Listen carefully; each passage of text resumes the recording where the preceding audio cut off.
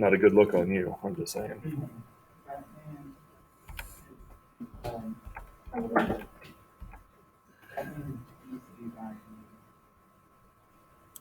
Okay, so this is where we ended yesterday. What I want to do with you all is just remind you of how the economy was set up. It was kind of like a house of cards. And you know how houses of cards are. They look cool, and then they fall down with a gentle breeze, right? So, land speculation, government selling land, banks and land speculators are buying.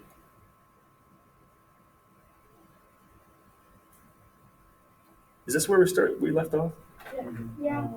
Okay. If you want to make money, you have got to get the people buying your land to pay you the debt. If they're making payments, that's one thing. If the farmers miss their payments for whatever reason, bad crop, drought, international prices dropping, then you as a land speculator don't get your money back. You can't pay the bank back. And, the bank shuts its doors. So there could be a widespread problem if,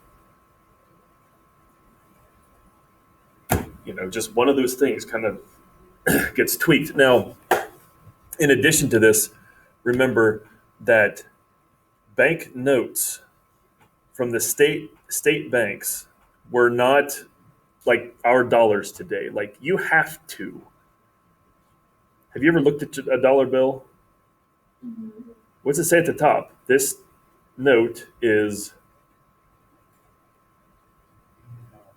legal tender for all debts, public and private.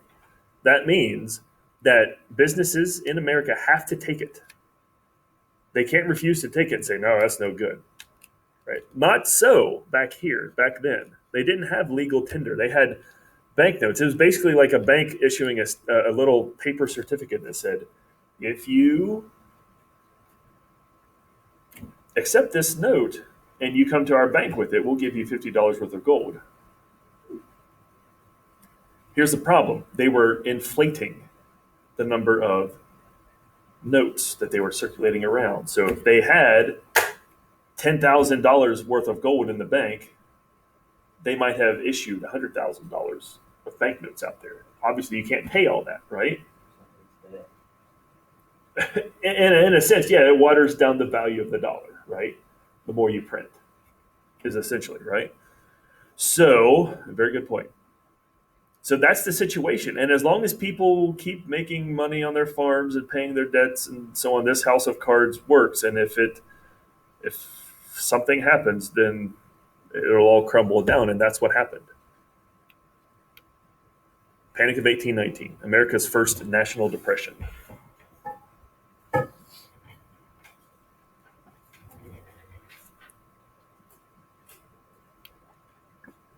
The causes of it were the loose practices of the state banks that the national bank was allowing. They were not collecting hard currency for debt repayment. They were just circulating around these inflated, not worth as much notes. By 1819, the Europeans had rebounded after the Napoleonic Wars were over. And the high prices they were paying for crops, well, they're not as much in demand anymore over there. And so prices here dropped. So farmers in America aren't getting as much money as they used to. It would be like today, to continue the analogy from yesterday, YouTube deciding that if you monetize your YouTube channel, you're going to get paid half what you used to. Right? It would hurt Ryan's Toys review, right? Not as much because he's already got who knows how much money. He's like the 7th largest number of views. Like literally, the number of views of his videos are in the billions. I want you to think that. Good for him. I want you to think that a 10-year-old by like hundreds of times more. American farmers then couldn't get as much money for their harvest, couldn't repay their debts. The state banks had very little money to pay back to the national bank because they get a lot of their money from the national bank. And so the national bank, the bus, started asking for hard currency. And so that means the state banks have to start asking for hard currency. And nobody has hard currency. They just have these worthless paper banknotes. And so nationwide credit dries up. And these land speculating businesses that expected to get so much money start losing their profits. And it's just a downward spiral from there. The effects of this panic, the farmers start to see the national bank as the cause of the panic because it was the national bank saying you got to pay in hard currency that led to this whole house of cards falling down. So the farmers start to see the bus as the bad guy. It also showed American farmers that they are businessmen. I didn't even know if you all think of farmers as businessmen. If you don't think of a farm as a business, then It takes a lot of work. right, like there's competition, there's market prices, there's innovation, there's all that kind of stuff. And these farmers here, even back in 1819, were dependent on the international market. And again, farming is a business. If you are a farmer, you are an entrepreneur. Just because you have to get dirt under your fingernails and you sweat doesn't make you any less of a businessman. And they're going to look for ways to cut costs now, right? And they're going to look for ways to get their goods to market faster and produce their goods faster. We've already seen one way that they can start producing their goods faster. How can they get their goods to market faster? Roads were very poor at this time and expensive to maintain. Horse-drawn wagons were slow, as you can probably imagine. And if necessity is the mother of invention, this is when somebody comes up with the idea like, ooh, if the roads aren't good and the federal government's not going to pay for these federally funded internal improvements anyway, let's use the water, right? Steamboats. Steam engines had been used in textile factories up to this point, and Robert Fulton, and to a lesser extent Robert Livingston, said, let's put that steam engine on a boat and make it go. Their first boat, their first steam-powered boat was called the Clermont. They called it Fulton's Folly because they thought it was a dumb idea. They would, I don't know, it'd make the boat catch on fire or something, right? But it worked. You get your goods to market faster. You can get people to where you want to get to faster. And of course, once you have a method of transportation, there's also first class travel to attract the rich people. And there you go. So the industry booms. Steamboats boom. It becomes such a big industry so quickly that even cases go to the Supreme Court about transportation of goods. So what we're talking about here is Gibbons versus Ogden, which is another John Marshall case. A rule of thumb for John Marshall cases is that if John Marshall made the ruling, it's always going to expand the power of the federal government in some way, shape, or form. Or it's going to minimize the power of the states as opposed to the federal government. In Gibbons versus Ogden, there was a monopoly that was challenged. So New York, the state of New York, gave a monopoly to, I think it was a man named Gibbons, over travel across the Hudson River to and from New York City to New Jersey and back. There's, I mean, remember Alexander Hamilton was killed where? Me. Me Which town in New Jersey? Oh, I found a hole in your all's fanhood. Weehawken, New Jersey, just across the river, right? Well, Gibbons got a monopoly from New York State over this commerce that's going from New York to New Jersey and back. Now, you might remember maybe from the Articles of Confederation that before the Constitution, states could have those kind of monopoly wars against each other if they wanted to. But now the Constitution says who has the power over interstate commerce? States? No. Congress. Um, Congress does. John Marshall said Congress has the power of interstate commerce. The state of New York can't grant a monopoly that goes from New York to New Jersey and back. Maybe within the state of New York, maybe, but not between. And so this strengthens the power of the federal government. Congress is the only one that can grant interstate commerce power. And of course, when this monopoly is broken, the ability of rivals to spread out booms. There's a picture of Robert Fulton's Claremont. I know it doesn't look like much, and I know it's polluting because of the coal that's used to power the steam engine, but there you go. Somebody said that it freed the ships from the tyranny of the wind. You don't have to be reliant on the sails to take you places. Now you can forge ahead no matter what nature is doing. And isn't that the main thing in human history is that we've got to harness nature, right? Because we hate nature because it kills us and gets in our way. yeah. You ever watch The Simpsons? Yeah. Luke, you would love The Simpsons. You specifically would love The Simpsons because it's so irreverent and it takes intelligence to understand it, which you have, right? You would love it. There's one episode where Mr. Burns he says something like it's since the dawn of history, it's been man's goal to try to destroy the sun, which is hilarious because that's obviously not true.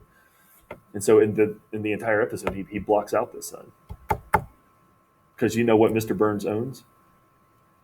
Nuclear plant. A nuclear power plant. He doesn't want solar energy to power anything.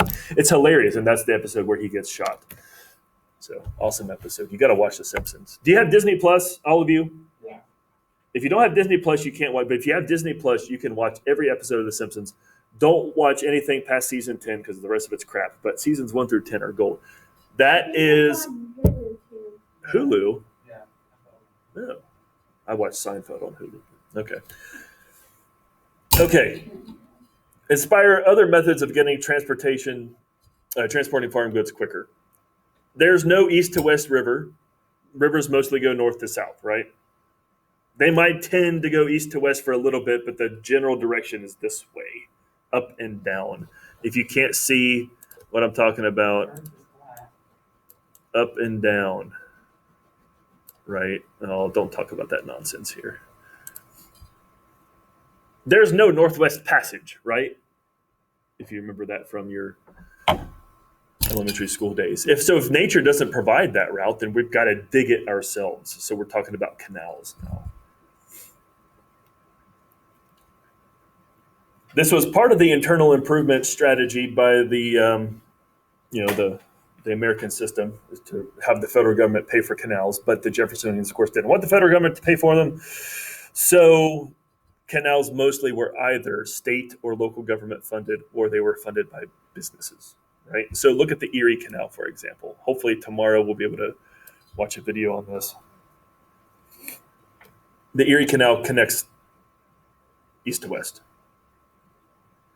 Reduced the cost of transporting goods by a ton. It was mostly done by state and local governments. The state of New York was really the one who did this. Of course, there's also the Ohio Erie Canal, which I'll show you pictures of in a second. Now, I want you to look at this because remember, one of the big goals of this is, does industrialization lead to civil war?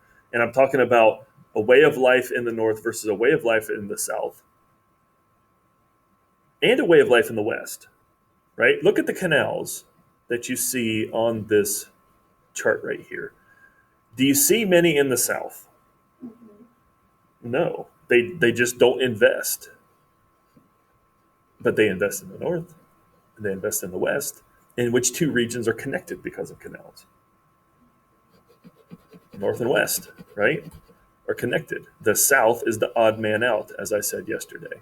So not only are goods and people going back and forth, but so are ideas. And the West, like Ohio, will be a hotbed of abolitionism later. Don't think that the connection between the two doesn't have some kind of effect, right? Here is the Erie Canal right here.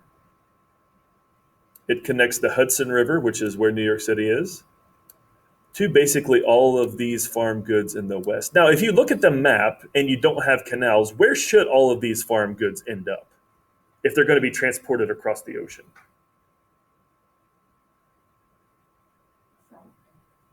Right?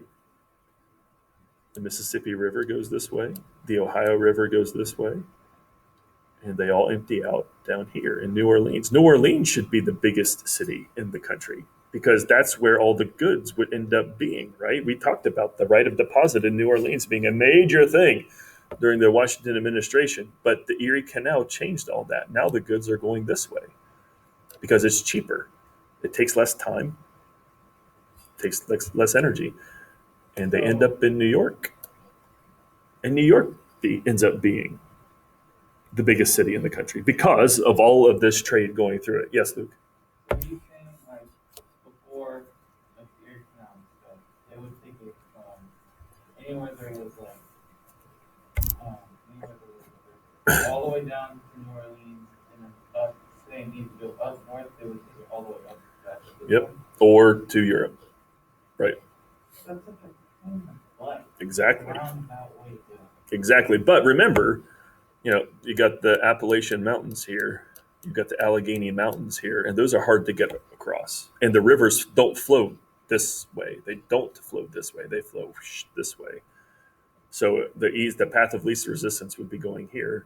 But yeah, you're right. And that's why the canals were built, because it's a lot less distance between Columbus to New York versus Columbus to New Orleans.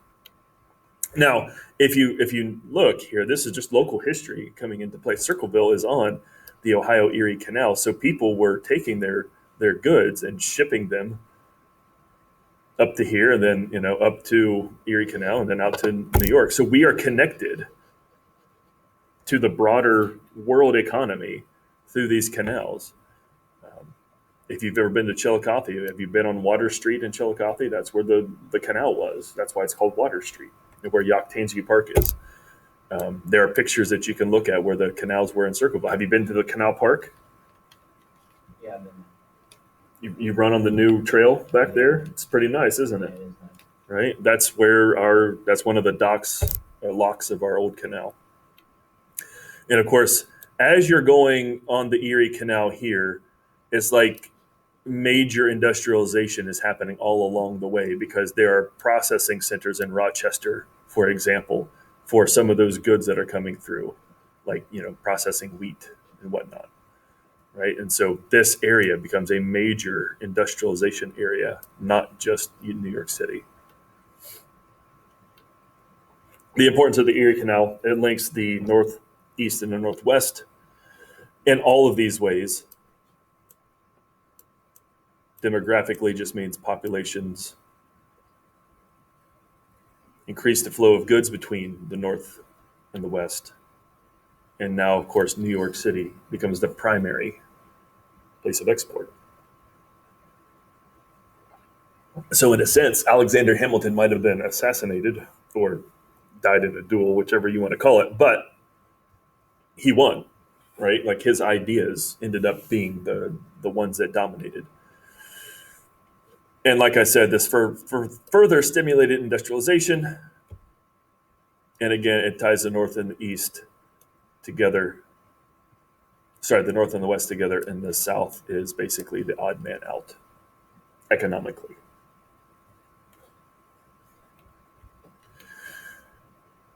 What about railroads, Mr. Beavers? Eventually, they will be America's first big business. After the Civil War, even during the Civil War, they are a major player in American history. But canals were used more prior to the Civil War. Why? Canals are easier to maintain. What do I mean by that? One rail breaks, and you're screwed. You're done, right? But canals are, you dig it once and that's it, right? You have to replace the iron rails like constantly. You don't have to replace a canal because it's already there, right? How long does it take to replace an iron rail? What's that? Like how long is an iron rail? Like iron is pretty strong, but if you remember from uh, sophomore year, the Bessemer process takes out all the impurities in iron. Because all the impurities in iron, it breaks a lot easier. I can't tell you right off the top of my head like how often they'd have to replace it, but it was enough to cause problems, and people didn't want to use this because it just wasn't as reliable. Because think about like a weaker metal and having all of that traffic and all that weight going across it day after day after day. And here's another thing: one of the first locomotives was called Tom Thumb. It was a nickname for it. There was a race between the first locomotive and a horse drawn carriage, and the horse won the race. So, right, there's Tom Thumb. Not necessarily anything impressive, right? And look at how open the carriages were for the passengers, right? Is that like the one that you have to like push back and forth? Yeah, it's kind of like like you mean No, oh, those hand carts? No, it's not that. It does have a steam engine on it, but that's a good mental image to kind of make you think, oh, why didn't people use the rails as much? It was kind of that kind of thing. So the advantages over that railroads have over canals that eventually help it overtake the canals is that the railroads don't freeze in winter, so you can use them all year long. It's easier to build railroads over rugged terrain. What do I mean by that? Well, what happens if you have to go up a mountain? you're going through it. Can you can you dig a canal up a mountain? No. Water doesn't work that way, right? Well, Water they- falls. They did it with trains. So Yeah, right. So you lay a track like this, right, and it goes up the mountain, and that's one thing. But how do you dig up? You don't. Like if I dig a canal right here, right, like okay, well, Mr. Beavers, all you got to do is put a lock on there, and okay, so fine. I put a little lock that has a little draw thing right here that allows water to go in, and then I dig up again. Well, what's going to happen to the water when I get up here?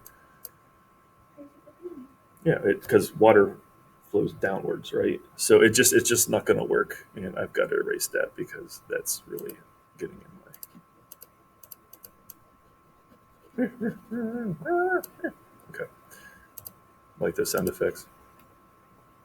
Objections, of course, were safety issues. If you saw how open that train was, the sparks from the rails and the little metal wheels would catch women's dresses on fire, sometimes entire cars. Farmers complained that chickens wouldn't lay their eggs on the rails. Sometimes the brakes were so ineffective that the train would miss the station entirely. Right until Westinghouse, like after the Civil War, invents his air brakes. It just it's not great. Um, and think about this on the map. Like say, here's a map. Here's a town right here. Here's a town right here, and the railroad has to decide where to put the rail. Where do they put it? Like if they put it right down the middle, then it's not going to be good for anybody, right? Because that's not the point of a railroad. The point of the railroad is to get very close to a city so that you can unload goods. You don't have to travel, right? Well, when the railroad puts itself here, it's basically decided the fate of these two cities. Which one's going to grow? This one is going to grow. Which one's going to shrink? because there's no rail there, right? So there were strikes by local hotel owners from towns like these that were worried about getting, because they would miss out. They were worried about missing out. The primary significance of the railroads is pretty much like the canals. It links the North and the West. There are almost no links between the North and the South. So not only are the canals linking the North and the West, the railroads will do that too. I mean, look at these maps, right? Number of canals in 1830, not very much, right? 1840, you can start to see, oh, there might be a link that goes up. Well, nope, it pretty much stops there, right? Here's the dividing line, right? They're linking these more than they're linking these. So South again feels like the odd man out. Now, if you look at this map, you can see that obviously there's going to be more urbanization up in here because of these railroads, the factories, etc., that we've talked about. Cities are growing. Canal cities are growing very quickly.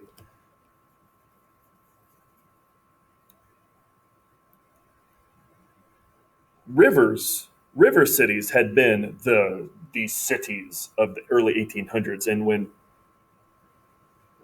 the founding fathers looked west, they thought that places like Cincinnati, and Cincinnati is called the Queen City, if you didn't know that. And one of the reasons why, it goes all the way back to this time period. They thought Cincinnati was going to be like the capital of the West because the rivers were being used, but now the canals are making their way. And so the population kind of goes away from these areas and they go towards the Great Lakes. So you start to have Great Lakes cities like Chicago, Cleveland, Buffalo, Detroit, Milwaukee becoming the center for agricultural goods, not these places.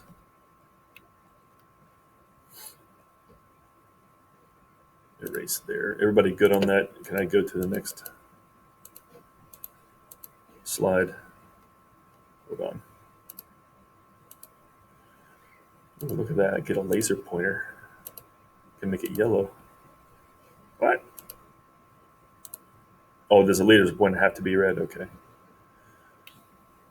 Now, if you look at the urbanization of this time period, look at the population density. The yellower it is, the fewer the people. As you get more towards the purple color, there's more people, right? So you can already see in 1790, about the time George Washington is taking office, right, that there's more urbanization up here. There's less urbanization in the South. But as time goes on, getting closer to the Civil War, urbanization is in the North, urbanization is in the West. You can see where the Erie Canal is going right through here, and there's not as much urbanization in the South. There are different ways of life up here than there are down here. If you look at the just individual cities, 1820, New York is really the biggest city in the country. By 1860, by the time of the Civil War, look at where the big cities are. They're all in the North and the West. There are very few in the South.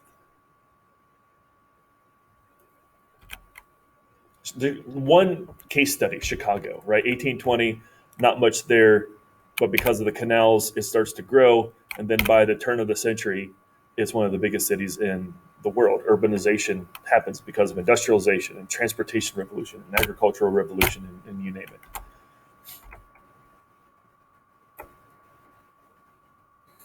Now I feel like I can fly through this because I did focus on this a lot with you all when you were, well, for Ella, it was Mr. Lockard was focusing on this with you, but still, he was using my stuff. So you know what industrialization means. Man power to machine power, manual labor to machine labor, cheaper goods, faster produced. England, of course, was the first country to industrialize, and they wanted to keep their industrial advantage, so they forbid the exportation of technology. You could not take the plans for a spinning jenny out of England. It was illegal. You couldn't take the plans for a factory out of England. It was illegal. They wanted their secrets to stay in England so nobody else could match them.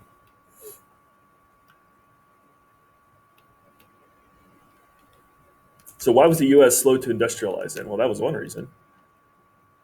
But another reason was when immigrants came over, when people in America that were born here were thinking about what to do with their lives. Land was cheap, talking like $1 an acre, right? Even back then, that's relatively cheap, and that's what people were looking for. So they're not going to industrialize; they're going to farm. Thus, all the labor is pretty much in the countryside. There's very little labor that is around that is available and skilled enough to work in factories. So it's going to be scarce, which means it's going to be expensive. Venture capital means investment money, tends to be lacking because most people are into farming. So they're not investing in the stock market, for example. Most of the raw materials that we think of for industry, like coal and iron and oil, aren't really discovered in the United States until almost the Civil War. Our population density is relatively low, and so there's lower markets, potential markets to sell to. We don't have an efficient transportation system in the United States up to this point. I mean, the roads aren't even being funded by the federal government.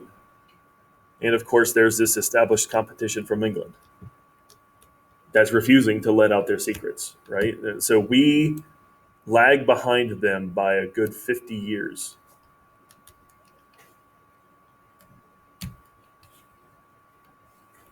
When it does happen, it starts in New England. Why? They have rocky soil. It's harder to farm, which means we got to do something else then to make money.